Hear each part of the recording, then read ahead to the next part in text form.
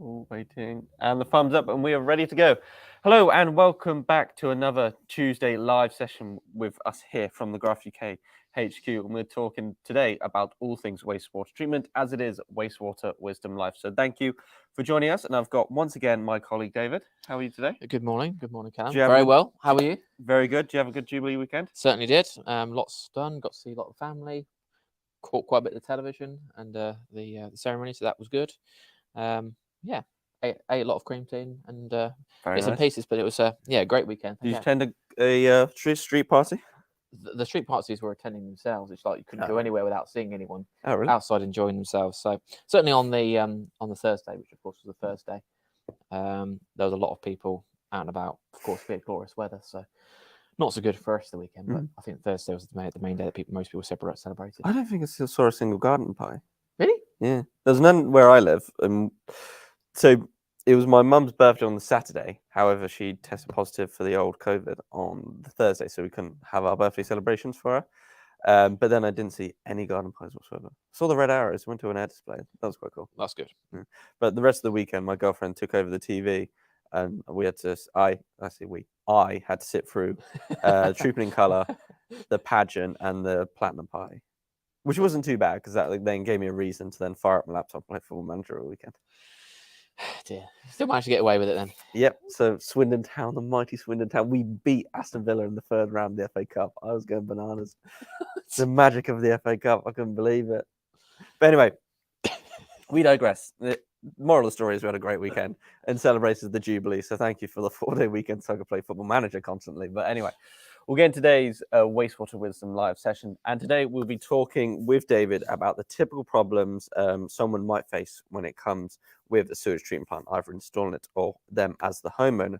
So David, kick us off. What are the typical problems that they may face? Okay. There's quite a lot to discuss here. And of course, there's the more immediate problems that the customer may face at the beginning of their project, essentially the supply and installation part, and of course, the care and maintenance and servicing of the system there afterwards. But I think it's always important to start and encourage customers to have an appreciation that they have a wastewater treatment system and to generally have an understanding of how it works. This generally can help them with, of course, not only knowing how the system biological process works in the tank, what system is trying to achieve, but of course, how to look after it and not what to put into the tank, so you can get the best treatment performance from the system being discharged out into the environment. So first things first is to have an appreciation of whether it is one of our own GRAF systems or another manufacturer's, to have an appreciation of how the technology works, not only in terms of the biological process going on in the tank, what the tank is trying to achieve with introducing oxygen to improve the environment for the bacteria. It's also having an idea of the components within it. There are lots of different ways to treat foul water, whether it's just be a compressor introducing air via diffusers or rotational discs, or, media, whatever it may be, is to have an idea of how the treatment plant works. So then you can best support it in most scenarios going forward. So that's kind of what I would encourage people to do initially. Of course, this is something you probably want to do right at the beginning of the project to have an appreciation of when you're researching, finding out the costs of different systems. Don't just go for the cheapest one. But there's usually a reason why a system is slightly more expensive. So have an appreciation of course, what each system is offering you, how it's going to work. And of course, when you get your system, you kind of know what you're expecting. Building on that, I suppose, every system will have internal working components. So whether this be discs or membrane diffusers, they will have wearing and stuff over time over the system's duration. And as they wear, of course, their efficiency will drop down. So understanding that those components will need to be replaced, potentially serviced and maintained to get the optimal performance from them. That's something good to have, whether it's to be done by the homeowner themselves, or of course you could get what we call accredited service providers in, so someone's familiar personally with our systems to service the system for them, or just to get someone who specialises in waste drainage to come in and basically do some TLC on the system and get it working as we want to. Pretty much is when it was supplied, because of course components will wear over time. So that's that side of things. And then really moving on, okay, introducing, of course, the waste into the tank. So we generally like to have good sludge coming into our tank to get a good biological process. But what does that mean by good sludge? Of course, we want to have a mixture of both black water and grey water. If anyone's attended one of our CPDs on wastewater, we'll talk about this in a bit more detail. But it's, of course, it's the black water that we get from our toilets, and which introduce the microorganisms we need for the good biological process. We need a good lot of black waste coming in to achieve a good biological process. It might be in some project situations where it might not be a standard measurement dwelling. It could be a set of toilets or shower block at a sports hub or a village hall. We're not going to see quite so much of the black water coming in. It's very much going to be essentially water from the showers and the kitchen waste coming in through. We're not going to be getting that good biological process within our treatment plant. So it's just something to pay attention to, that when you're doing a system design, are we going to have that black water, that organic material coming into our waste to get the overall good treatment performance we provide? So you may see problems if you haven't got enough black water coming into the treatment process. That's just something to pay attention to. That kind of moves us nicely on to, I suppose, odors, again, which we've talked about on these sessions quite a bit. Odors are basically generally formed from a biological package treatment plant, wastewater treatment system, when we don't have the right environments inside our underground tank. Now, it's important to remember that the treatment plant itself, what it's doing is it's increasing the oxygen level within our tank in some form or another. We're giving oxygen to those bacteria living in the tank so they can break down our incoming foul water. So it's a very simple process in terms of a step up from a septic tank to a treatment plant. We're only really introducing dissolved oxygen into the water to enhance the treatment performance, and that enhancement of performance is so big. But again, appreciating that the treatment plant is only doing that and really that alone, kind of opens up the spectrum, I suppose. It opens up the horizons to what else can potentially go wrong, which can cause an odor. Of course, we just touched on it previously. Not receiving enough black water for the biological process to basically survive is probably something to be aware of. There's, of course, potentially sludge volume in the tank as the system basically progresses through its system cycle. You will see a build-up of sludge over time.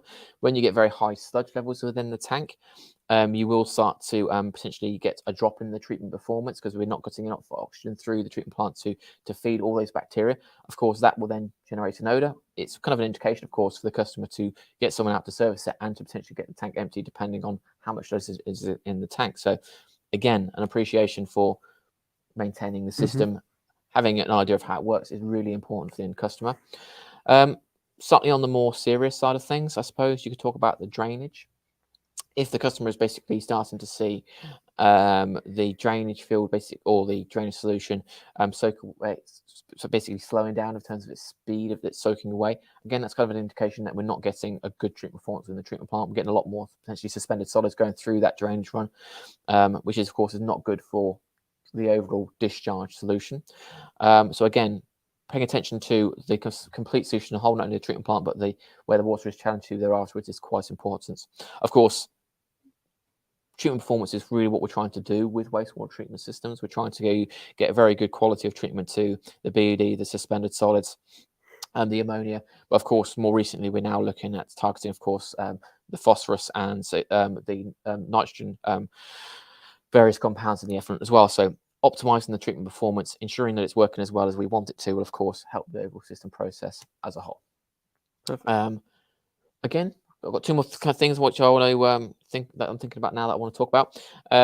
When we're talking about system installation and, of course, the controls that could be potentially operating that system, whether these controls be internal to the treatment plants or external, we need to have basically a location where those working components are going to be firstly accessible to a servicing engineer, but of course somewhere which is going to be out of the way. So the domestic life or environments, commercial office building, where that control cabinet is going to be, if it's separate from the underground tank, is kind of away from people overhearing it.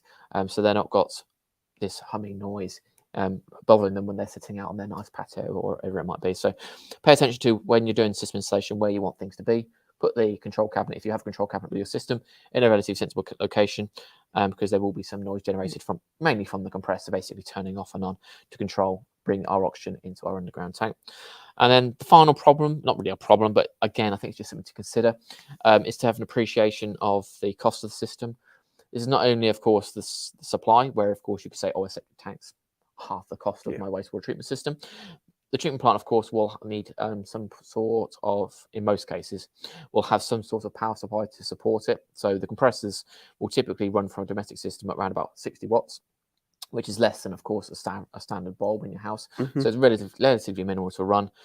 The running operation of the compressor will be different depending on the size of the system, the manufacturer, the system processes that are incorporated into it. So if you bear into mind current energy costs that are currently increasing, it is something like it was something like 11p per kilowatt hour. It's now basically increasing quite significantly. But this could become a potential problem for some people in terms of cost of running the system. It's currently costing about £40 a year to run a wastewater treatment plant. That's really not very much, but who knows where the prices of energy are going to soar to. So just something for some of the customers to be aware of. And of course, if you did want to have your system serviced and maintained to ensure its optimal efficiency, there will be a cost behind that. So whether it be a domestic system and you're getting it maintained once a year, or if it's a commercial plant where it's inherited by a council, or if you employ a bigger company to maintain that system, of course, that could be 2 to 3 times a year. That system needs to be serviced. So again, there's an ongoing cost to the running and operation system that the customer should be aware of. Perfect. I think that was very much a comprehensive overview of the typical problems. You very much got deep into. Got carried away. Yeah, it's fine. No, you were in the zone. You definitely got into what the typical problems someone may face, especially with a wastewater treatment system. Yeah. But now it's time to move on to the project highlight for this week. So today we're going to be discussing a project that we've designed recently, and it's an extension of an existing tank that we installed back in 2016, I want to say. Yeah, 2016, about then, yeah.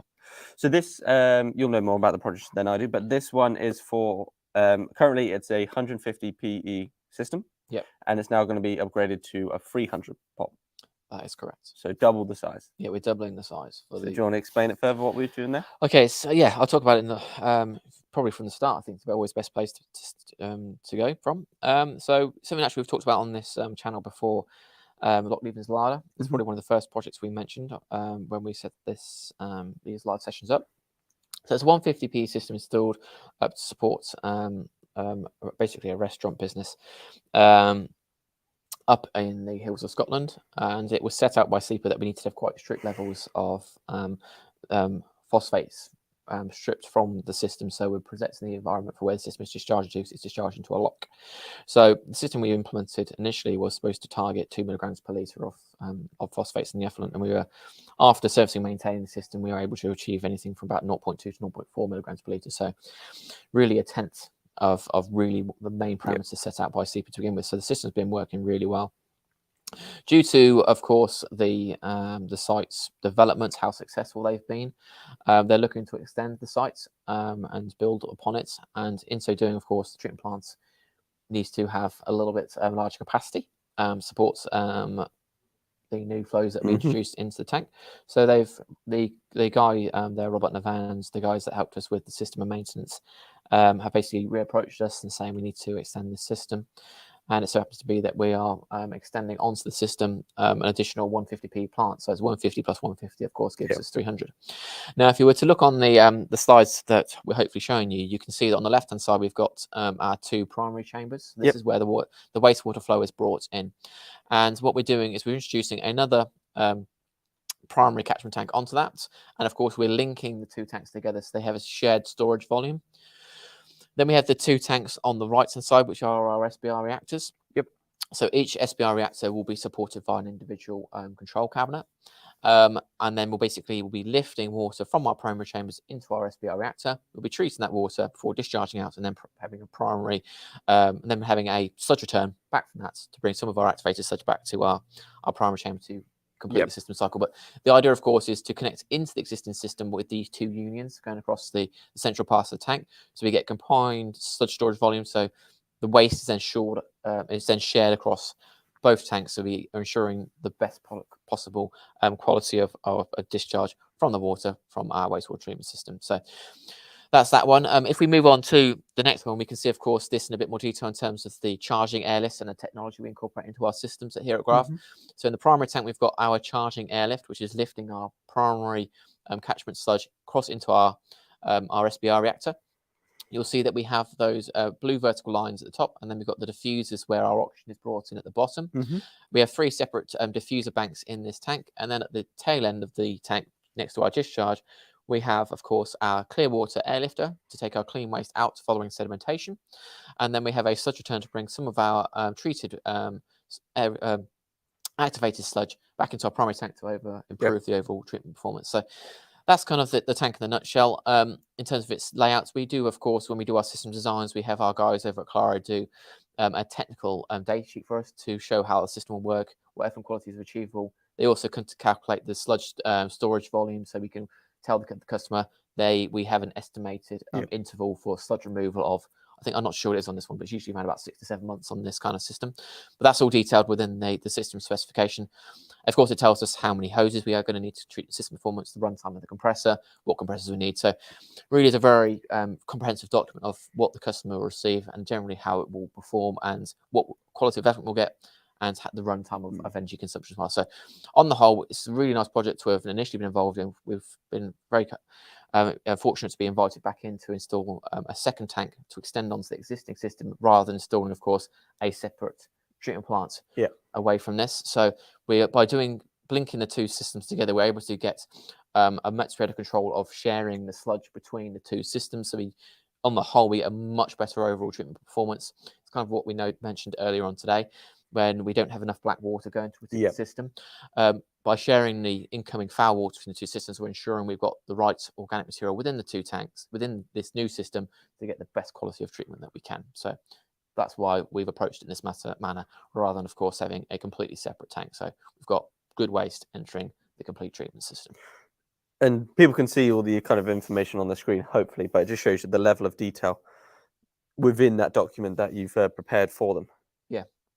So it's something we do quite a bit on our large projects, certainly our more bespoke projects, when we need to potentially re-engage with the customer. If they've got an existing system, how are we going to go about improving it, enhancing it, to get it to not only, of course, work, but of course achieve the quality of effluents we need set out by the parameters, whether it's just be for the standard organic materials we look at, like the BODs and ammonia. This also could be in addition to adding on additional components like phosphorus removal and nitrogen reduction as well. So this is something that we look at as, on the whole, as a complete overall project. We really dive down deep into what the customer specification is, and we can implement a system to support all of their requirements. So really it's quite a nice way to approach a project.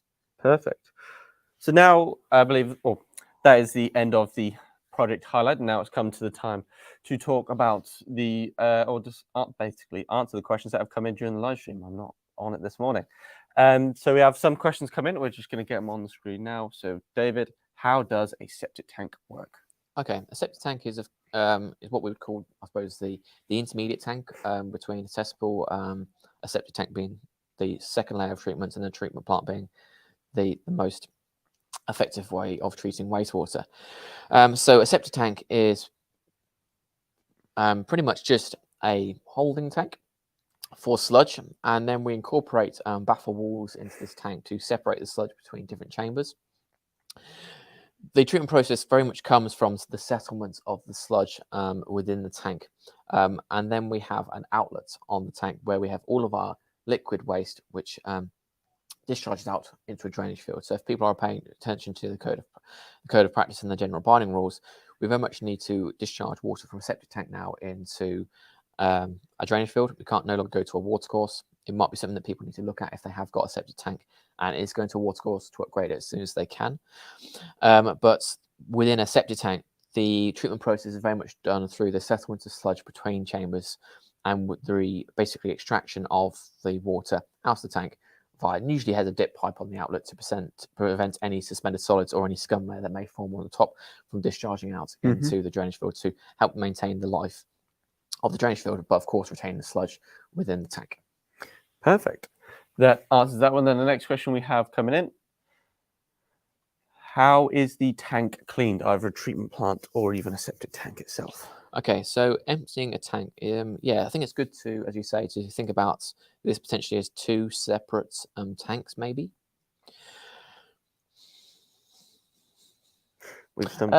Okay, let's think about this.